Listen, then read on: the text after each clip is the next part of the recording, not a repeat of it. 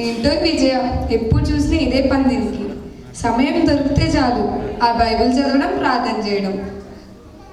అందరూ కాలేజ్కి రెడీ అయ్యి వెళ్ళిపోతుంటే ఇది మాత్రం ఇదే పని చేస్తుంటుంది.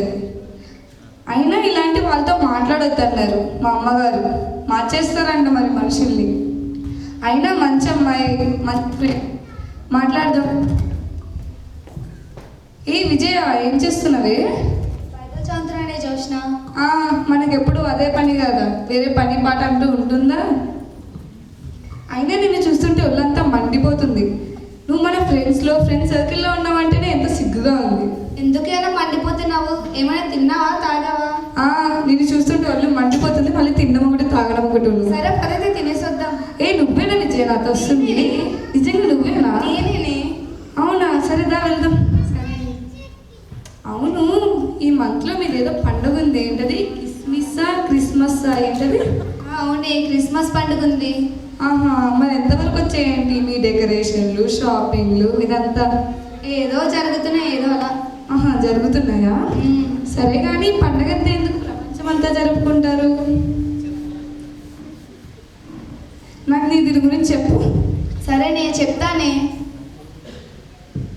సంధ్య వస్తుంది. సంధ్య, నేను వచ్చేసా. వచ్చిందమ్మా, తిండిపోతుంది. ఏం మాట్లాడుకుంటున్నారా మీరంతా? అది విజయ క్రిస్మస్ గురించి చెప్తుంది. క్రిస్మస్ గురించి వాళ్ళు ఏం చెప్తారే? నేను చెప్తా, విను.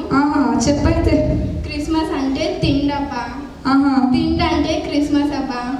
క్రిస్మస్ రోజు ముక్క లేనిదే ముద్ద దిగదు. అమ్మ చేసే వెరైటీస్, హాట్ నాటుకోడి పులుసు, చికెన్ దమ్ బిర్యానీలు అవన్నీ తిని అరిగేదాకా డీజే మిక్స్లు పెట్టుకుంటాం.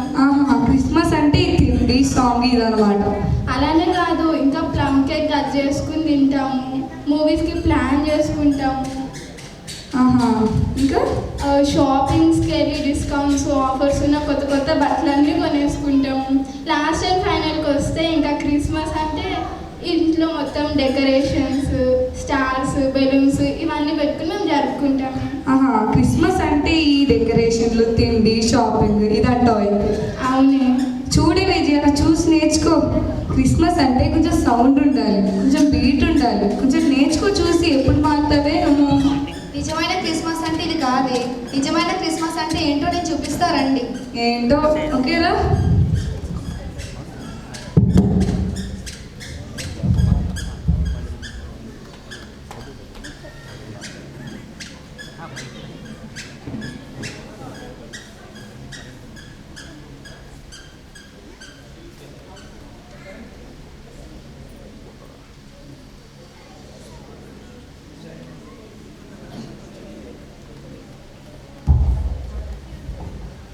దయాప్రాప్తురాల నీకు శుభము. ఈ శుభవచనం ఏమిటో? మరియా, భయపడకుము, నీవు దేవుని వలన కృప పొందితివి. ఇదిగో, నీవు గర్భము ధరించి కుమారుని కని ఆయనకు యేసు అని పేరు పెట్టుదువు. ఆయన గొప్పవాడే, సర్వోన్నతుని కుమారుడు అనబడును. నేను పురుషుని ఎరగని దాని, ఇది నాకు ఎలాగ జరుగును? పరిశుద్ధాత్మ నీ మీదకి వచ్చును, సర్వోన్నతుని శక్తి నిన్ను కమ్ముకును గనుక పుట్టబో శిష్యుడు పరిశుద్ధుడై దేవుడికి కుమారుడనబడును. దేవుడి చెప్పిన ఏ మాటైనా నిరర్థకము కానేరదు. నేను ప్రభువు దాసురాలను, నీ మాట చెప్పున నాకు జరుగును గాక.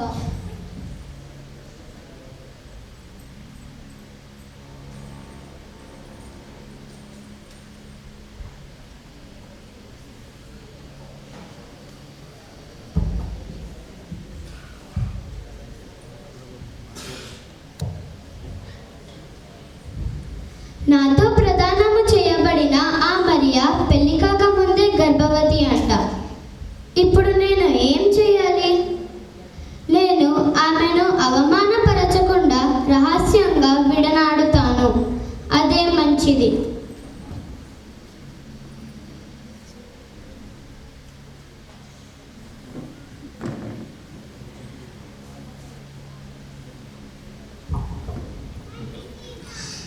యోసేపు, ఓ యోసేపు, దావీదు కుమారుడైన యోసేపు, నీ భార్యైన మరియను చేర్చుకున్నటకు భయపడకుము. ఆమె గర్భము ధరించి పరిశుద్ధాత్మ వలన కలిగి ఉన్నది. ఆమె ఒక కుమారుడు నీ కన్నును, తన ప్రజలను వారి పాపముల నుండి ఆయనే రక్షించును గనుక ఆయన పేరు యేసు అని పేరు పెట్టుదవు.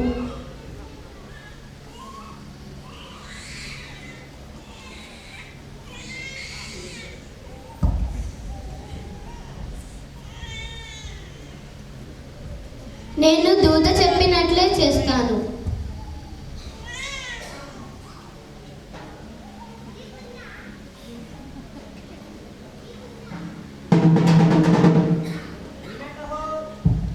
వినండహో వినండి. ఇందు మూలముగా ప్రజలందరికీ తెలియజేయనది ఏమనగా నాకు ప్రజా సంఖ్య వ్రాయవల శ్రీ మహారాజు కేసరి భోగస్తు యొక్క కావున ప్రజలందరూ తమ తమ పేర్లను ఇచ్చుకోవలసినదహో.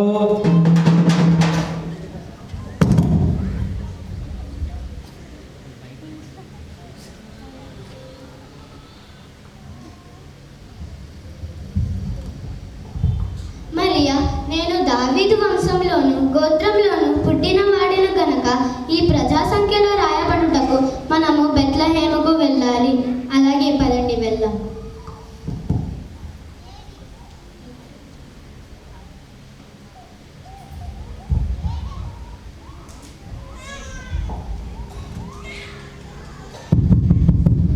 అయ్యా, ఈ రాత్రికి ఉండడానికి మీ సత్రంలో స్థలం ఉందా? స్థలం లేదు, ఏం లేదు. వెళ్ళిపోతామా? వెళ్ళిపోటీ.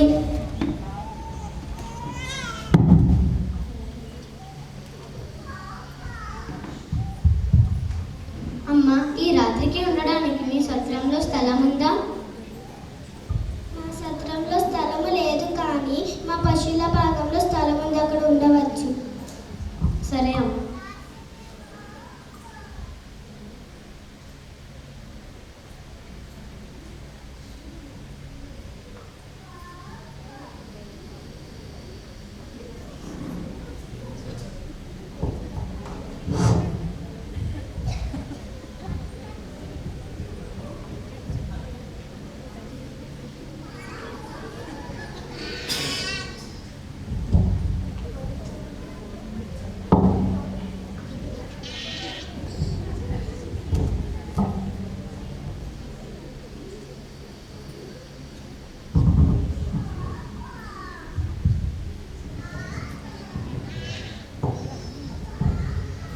అయ్యో దెయ్యం, దెయ్యం! భయపడకుడి. ఇదిగో ప్రజలందరికీ కలగబోయే మహా సంతోషమైన సువార్తమానం నేను మీకు తెలియజేయుచున్నాను. దావీదు పట్టణమందు నేడు రక్షకుడు మీ కొరకు పుట్టి ఉన్నాడు. ఈయన ప్రభువైన క్రీస్తు. దానికి మీ కానవాలు. ఒక శిశువు పొత్తి గుడ్డలతో చుట్టబడి ఒక తొట్టిలో పడుకొని ఉండుట మీరు చూచుదురు. జరిగిన ఈ కార్యానికి ప్రభు మనకి తెలియచేశాడు. అవును, పదండి పదండి, బెత్లెహేంకి వెళ్ళి చూసేద్దాం. పదండి పదండి, బెత్లెహేముకు వెళ్ళి చూసి వద్దాం.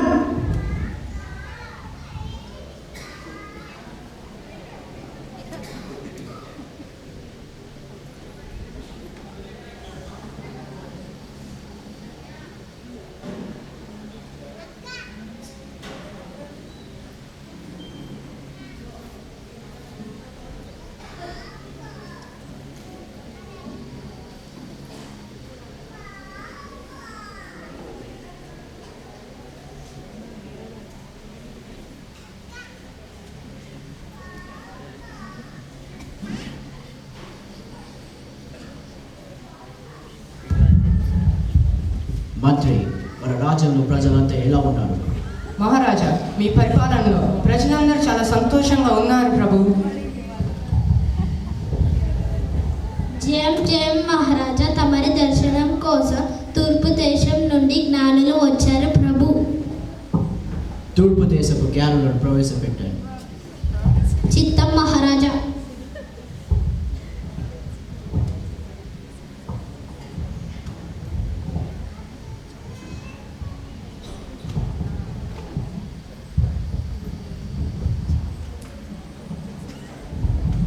హెరోదు మహారాజా మీకు జయము. మేము తూర్పు దేశపు జ్ఞానము.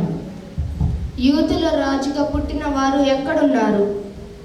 తూర్పు దిక్కున మేము ఆయన నక్షత్రము చూసి ఆయనను పూజింపవచ్చుమి. మీరు ప్రయాణం చేసి వచ్చారు కదా, మీరు వెళ్ళి విశ్రాంతి తీసుకోండి. ఆ తర్వాత ఈ విషయాలన్నీ మనం మాట్లాడుకుందాం. చిత్త మహారాజా.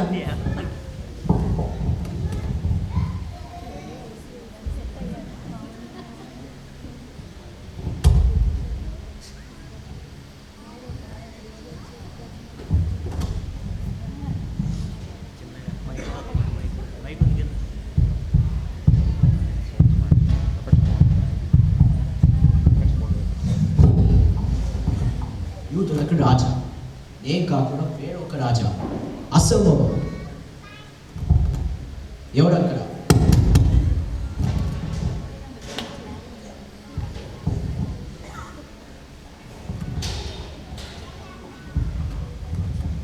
శాస్త్రిని ప్రవేశపెట్టారు. చిత్తం మహారాజా.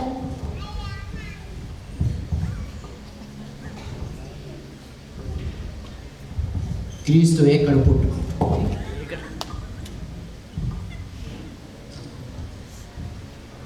యూదా బెత్లెహేంలో మహారాజా.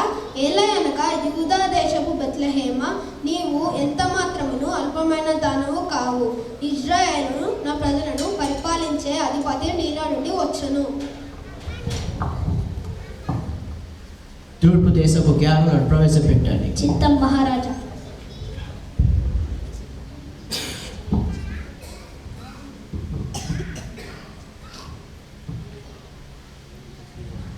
మీరు వెళ్ళి ఆ శిశువు విషయమై జాగ్రత్తగా విచారించి తెలుసుకోగానే నేను వచ్చి ఆయనను పూజించినట్లు నాకు వర్తమానం చేయండి. చిత్త మహారాజా.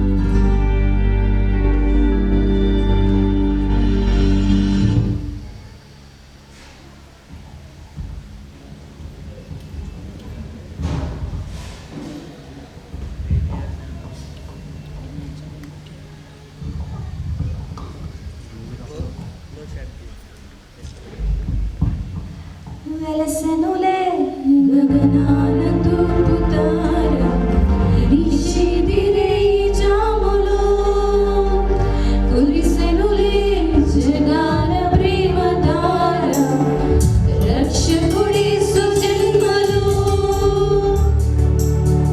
క్రిస్మస్ కాంతులే లోకాల వెలిగిని ప్రభు యేసే జన్మించగా